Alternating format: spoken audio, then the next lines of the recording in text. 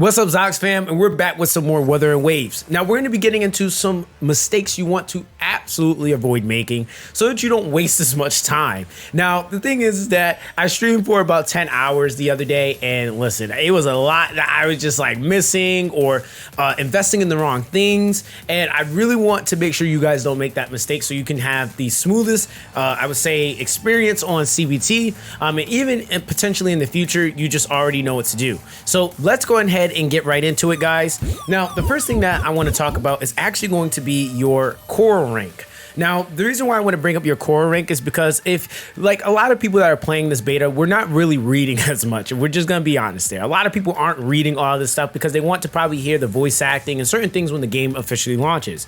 Now, one thing that I want to point out is, obviously, it says core rank. It says core rank will be upgraded with the union level. Every time the union levels will be upgraded and the core rank will upgrade once. Now, the other part that's really important here is it says core rank will not rank up if the mission is not complete.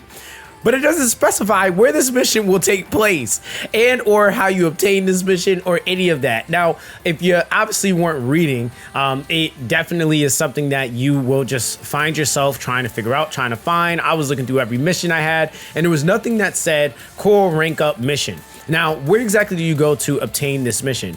And we go and click on our map here, and we actually go to the home base. All right, so if you go here and you click the Pioneer Association, this is where you're going to want to go to be able to see that quest. Okay, so here we go. We are now at the Pioneer Association building.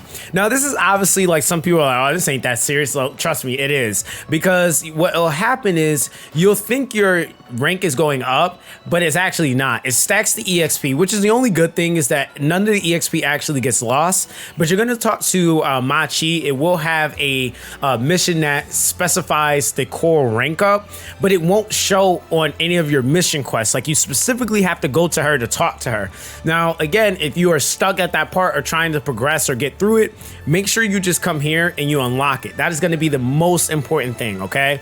Now, outside of that, one of the other mistakes that I feel like you really want to make sure you're avoiding, guys, is going to be relevant to your to your echoes. Okay, now the echoes, this part, and I'm like laughing because I'm like, man, like I actually messed up pretty bad when I started out with these, but it's good because this means that now when the game officially comes out, I won't be making these same mistakes.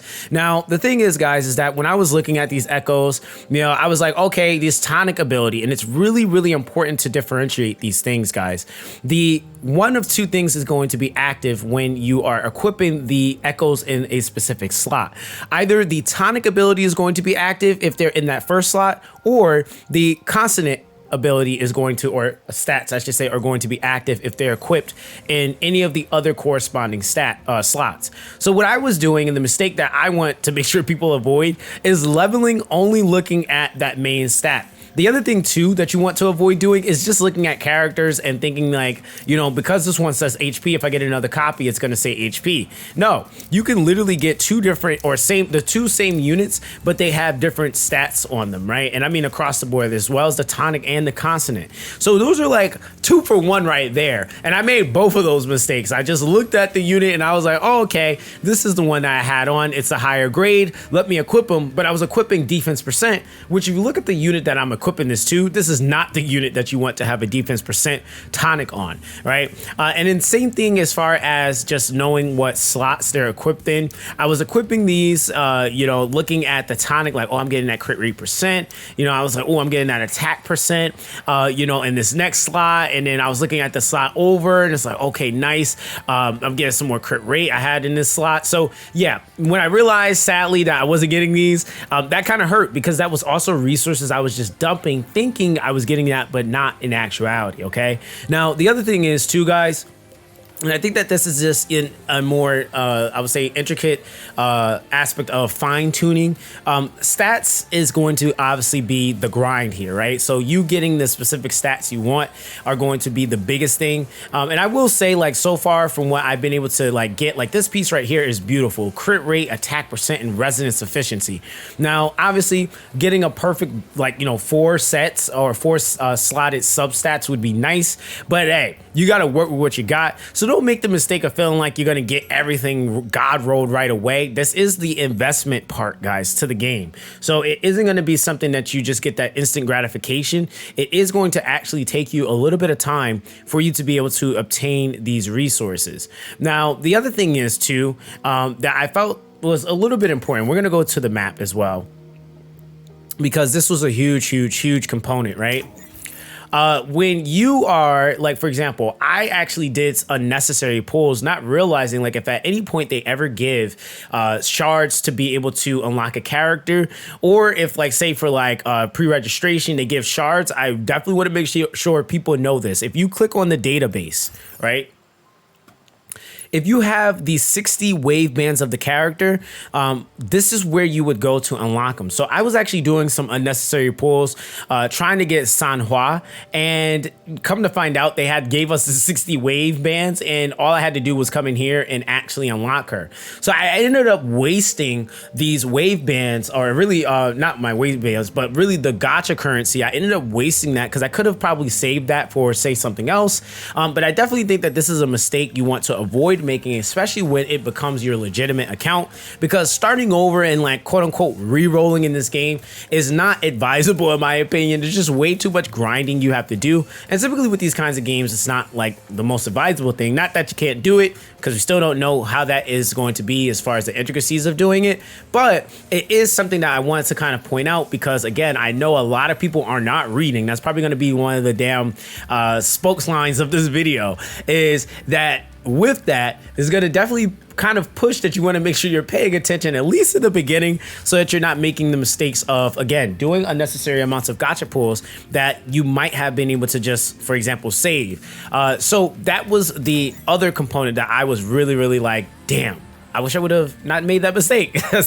Now, the very last one is going to be something I find to be really like, yeah, sure, you can do it at any point, but it's better if you get it out of the way, because it's a lot that can help you with getting your union level up a lot quicker.